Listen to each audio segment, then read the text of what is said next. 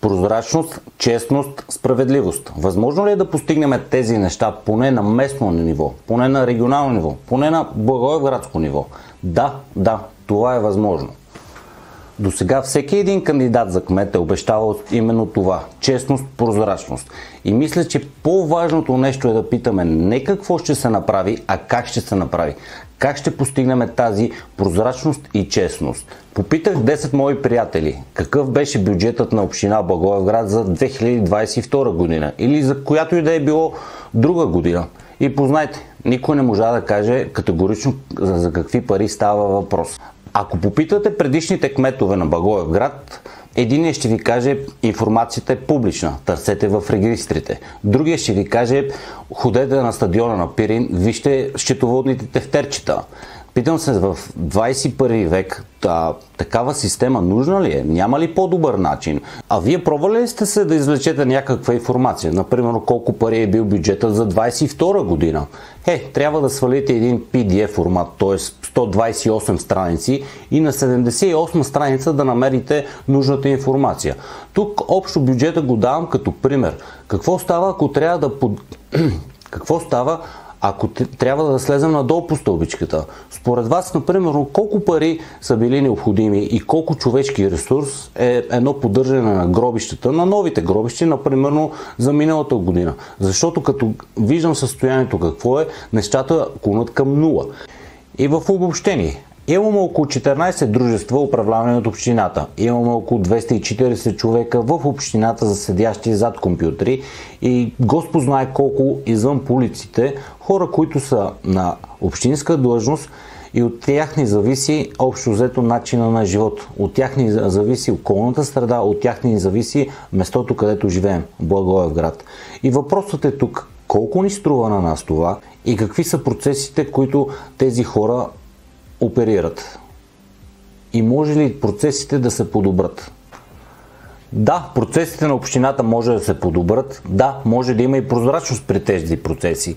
Единственият начин, при който това може да стане и като елиминираме човешката грешка, това е като подобриме софтуера. И когато кажа софтуерът, не визирам тези прости сайтчета, където всеки един нов кмет на Благоевград прави наново и изглеждат все едно са направени от първокурсник в ЮЗО, в паралелката компютърни системи и технологии. Не визирам това. Коренно различно нещо. За уточнение на думата софтуер за по-възрастните. Имаме хардуер. Хардуера представлява самия компютър или телефон, физическото нещо. А софтуерът е самата програма, където този телефон или компютър работи. Т.е. там на местото, където ние цъкаме, това са функциите. Нека да направим едно просто сравнение. За пример ще дадем една голяма верига магазини, например Kaufland, няма значение. Kaufland имат около 6500 работника в България. Аз ви гарантирам, че менеджерите на Kaufland знаят всяка една стока за колко пари е купена, за колко пари е продадена, кой е транспортирал, кой е продал. Те знаят състоянието на целия инвентар на магазините и като цялата информация за състоянието на бизнеса.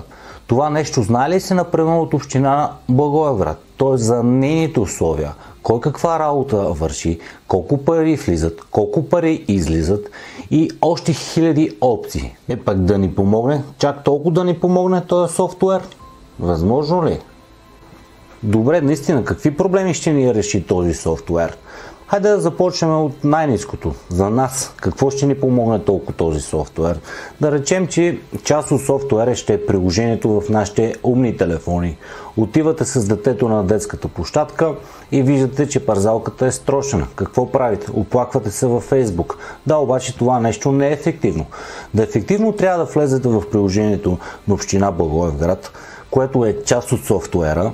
Приложението е част от софтуера, да снимате парзалката, да отидете в приложението, да отворите като карта, да се локализирате където сте, да направите снимка, да чукнете 2 пъти по екрана, да ви излезе едно поле, където да споделите тази снимка и с 3 думи да опишете проблема.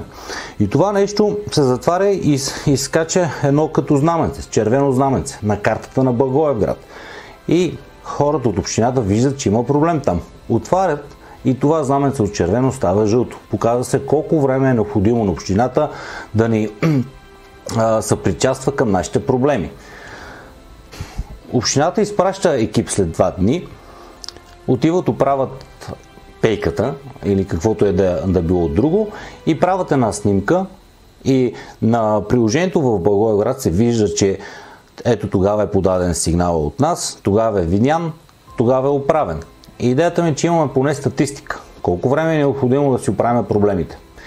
Това нещо може да се прилага с още много неща. Местни данъци и такси. Влизате в приложението и се управляват от едно место абсолютно всичко. Всякакъв вид молби, разрешителни или документация да се изпраща към общината електронно. По този начин може да проследим в кой отдел в общината, за колко време е тази молба там и кой не я обработва. Кога ли ще дойде денят да видя сайтът на община Благоевград да изглежда по подобен начин? В момента с цел демонстрация съм отворил OpenGov. Това е американски софтуер за общини. Това е чисто просто демонстративно видео. Не искам да кажа, че това трябва да се направи в Благоевград с тази фирма или каквото и да е било. В България имаме достатъчно добри софтуерни фирми, където може с участие на община Благоевград да се разработи нещо подобно и например да го продаваме като общ продукт и печалбата да се дели между община Благоевград и другата фирма, но това доста дълга перспектива. Да покажем опциите на софтуера. В момента софтуера това е от наша страна ще е като просто сайт, но сайтът виждате колко е изчистен и добре подреден. Отгоре имаме дроп менюта, т.е. менюта и под менюта. На средата имаме търсачка, отдолу имаме още няколко бутона, които са много интересни, ще ви кажа за тях малко по-късно. Пак да подчертая, софтуерът е нещо като жив организъм. Тоест, той не е продукт, който го включваме в контакт и почва да работи. Софтуерът се разработва с времето и се настройва спрямо нашите нужди, спрямо нашите желания. Да започваме с леката презентация, как би било полезно на хората от Благоевград и как да елиминираме тази пуста бюрокрация и да постигнем прозрачност. Избираме горе, където пише Government, в нашия случай може да пише Община. Като избереме Government, ще падне едно меню, където отиваме на бюджети и финанси и други подменюта. Това не отваря нов прозорец, където това ще пише бюджет на община Благоевград. И виждате прекрасната графика, която се отваря пред нас. Тази графика е разделена на различните дружества, на различните места, където община Благоевград харчи парите. Виждаш колко са много. И тук ние ще го направим, когато имаме в случая Public Safety или обществена безопасност, хипотетично, като цъкнем върху това поле, ще ни излизат и други неща, където ще ни разбива сметката.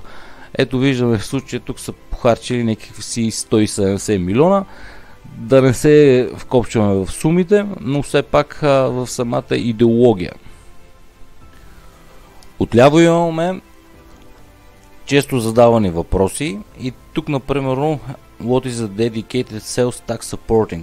Тоест в момента може да пресметнем определени вид данъци, къде отиват, къде се харчат. Тоест данък сгради, тук ще пише данък сгради и това нещо като го изберем ще ни покаже къде се харчат тези пари. Отдясно ще имаме различните дружества или направления къде се харчат парите. Като кажа дружества, хайде да погледнем нещо друго. Това са дружествата, например Биострой, 100% капитала е на общината. Преминаваме към пазари, 100% към общината. Паркинги, гаражи, 100% и общината. И така нататък. Като се върнем тук, значи тези неща ще ги имаме, например, отдясно. И когато цъкнем на паркинги и гаражи, ще ни дава една опция да видим какви са приходите и разходите на паркинги и гаражи, ето по година и оттам ще си направим доста заключения. Ще имаме различни опции. Например, тук отляво ще имаме опцията да избереме дали ще имаме приходите или искаме да разберем разходите. Ще имаме какъв вид департамент, това не беше правилен превод, но коя част общината какво изразходва и още много филтри за различни години и това ще ни излиза мигновено на графика. Връщаме се на главната страница. Да речем, тук някъде ще направим поле, където аз лично бих искал един път или два пъти годишно да си задавам въпроси към различни хора от общината. Тези хора, които са начало на различните общински дружества. Кога за последно чухте, например, главния архитект? Имате ли въпроси, например, към него? Защо тук, например, не го направим с пряка връзка, т.е. онлайн да е събитието и вие да имате възможността да си задавате въпроси от комфорта на вашия дом. Например, където пише Meeting и Events, това ще е в буквален превод срещи и събития. Най-малкото, вие имали ли сте затруднения, например, да закупите билети за зала Пейо Яворов? Защото аз съм твърдо убеден, че онлайн, т.е. по интернет не може да се купят билети за тази зала, а е част от града. И хората трябва да знаят какви културни мероприятия се случват и да имат лесен достъп до тях.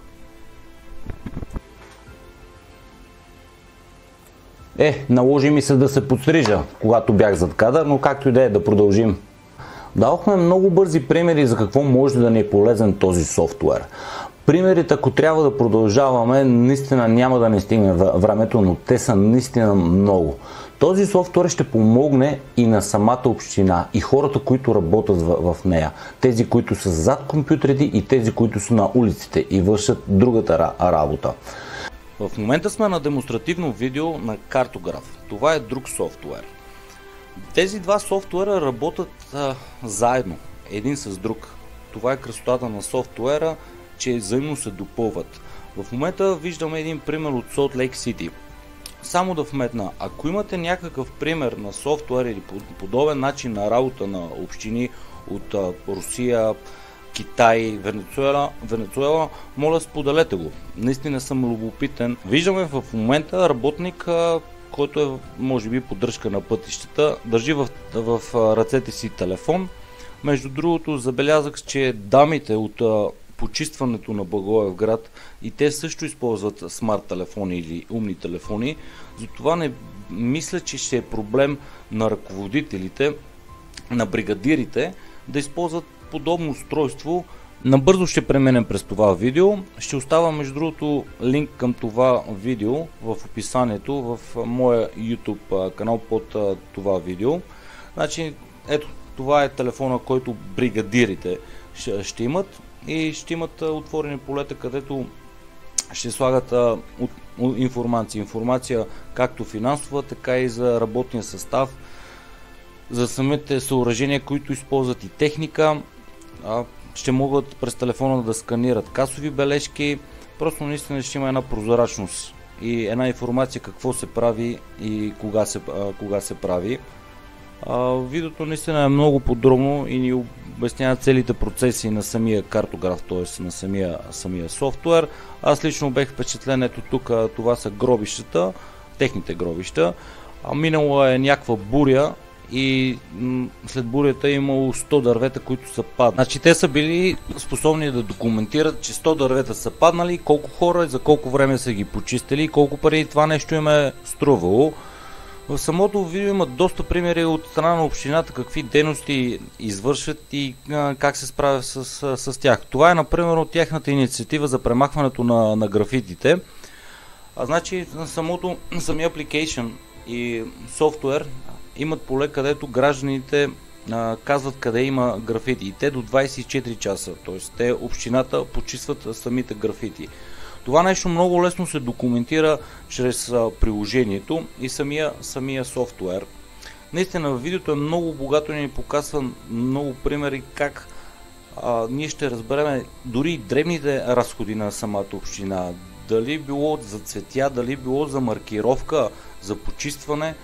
за тези неща, които всеки един от нас не касае в Благоевград. Ако продължаваме със същите си действия, то ще получаваме същите резултати. Резултатите са, както казва моя приятел Ергени, Благоевград бавно заприлича на Припят. Действията, които взимахме до сега е винаги да гласуваме за един и същи типаж хора. Било то за кмет, било то за общински съветници. Трябват ни хора с нови идеи и нови действия. И нека сега битката за идеи да започне, защото по-добре да умират идеи, отколкото хора.